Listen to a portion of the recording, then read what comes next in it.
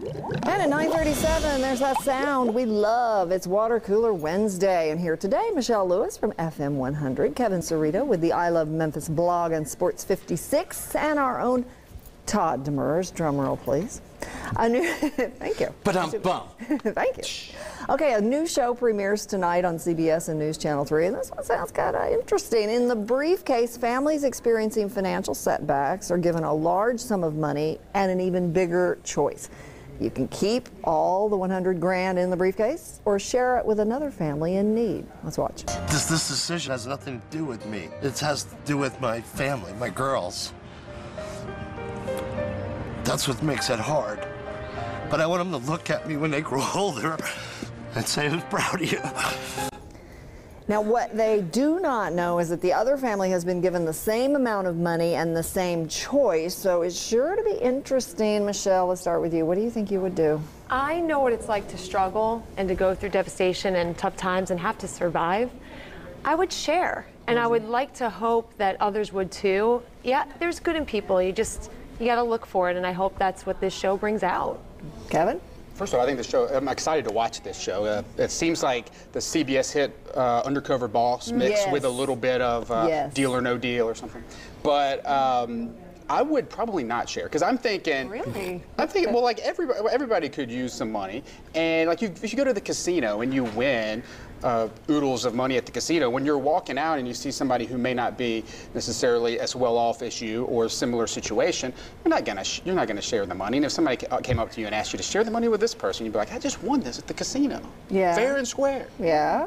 I still, as someone who's been through a lot, who knows what it's like to have to go paycheck to paycheck, if I know that that person needs it as much as me, I'd be willing to share. I stand by what I say. How would you feel if you shared and then the other family didn't share back, Todd? Oopsie, I wouldn't feel very good at that at all. Can you take it back? Can you do a do-over? Yeah, we'll see what happens with all of that. That's going to be very interesting. I think it puts everybody at home in your position. You're basically kind of the instrument for what people at home are thinking, and I have a feeling it's going to be a mixed bag of reaction, just like what you just heard here. Some are going to say, oh, no, I'm going to give, and others are going to say, well, you know, I need that money right now, too. And I think there's an option where you can go like half and half. You can give some and keep some. So I think there's a lot of different Well, now options. that would be nice, but that would make it too easy. I know, see? Do that. We need to have the drama. It'll be a conversation starter for sure. Okay, so how about this? The Scrabble Dictionary. We got some Scrabble players? Oh, yeah, thumbs up? words with friends, stuff like that. Okay, well, you got some new words. You added a lotsa of them, in fact. Yes, lotsa, L-O-T-S-A, is one of them, along with FaceTime, twerking, LOLZ, L-O-L-Z, Bezzy, which stands for best friend. I didn't even know that. And ridic, of course, short for ridiculous. So, you know, what I'm thinking is twerking with a Q-U. That would really give you some points, Kevin. On the triple word score. You have to spell it with a K. What do you think? Well, they said they're doing this to try to appeal to the younger generation. And if they are, like you pointed out, Todd, they probably should just rename the game Word with Friends, the board game, you know, Words with Friends, the board game, if they want to get kids to start playing it more. Yeah. I hate this idea. I mean, totally honest. All those crazy words, it's like I'm going, these aren't words. I mean, it used to be when you're growing up and you're playing Scrabble, this was one of those things where you really had to think. You had to get some really, and now they're just throwing anything, they're seeing what sticks. And it's like, okay, Michelle, there were a couple of them in there that I liked, but not all of those. Some of them were really crazy. You're making me upset. My instant reaction was yes, because as humans we evolve, and one of those things that evolve is vocabulary and words and emojis and twerking. These have become real things. Yeah, but ridic? I say ridic all the time. I live my life with a breathe. And you mentioned words with friends. Did you say you live your life with a breathe? With a breebs. I use a breebs. And you mentioned words with friends. I get so mad when I'm playing a friend and I write emoji and it says, this is not a word. I'm like, it is a word. Well, that's a word. It's a word. I still maintain ridic is ridic. Some of them are bad spellings of words that are already existing on this list, and I think that's kind of crazy. Next, they're going to start inserting, like, you're going to be able to play smiley faces on your. But the ones that are proper, like photobomb. Photobomb's a real thing. Selfie. Todd Demers is the king of selfie. Oh yeah. Okay, my we're getting the word rap right now in my ear. Okay, actress Maggie Gyllenhaal just told the Rap magazine that she was turned down for a part because of her age.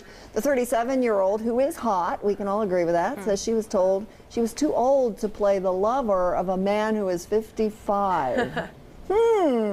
I'd love to start with Michelle, but go start with Todd. What do you think about that? Well, you know, directors have got to do things to make their movies work, and they have a certain look that they're looking for. And I'm sorry, because I really like her, and I think she's a great actress, but that director apparently said, this is not going to work for me. Your look, I don't think the numbers have a whole lot to do with it. I think it has more to do with what she looks like. Oh, so you don't believe it? Whether she looks older, she looks young, or whether, you know, that kind of chemistry is going to work with a male co-star. So I think this is a pretty isolated incident. Michelle's going to beat you up. I think this is ridic. We're going to wrestle here in just a minute. Because I do think it's ageism, it's a Hollywood thing.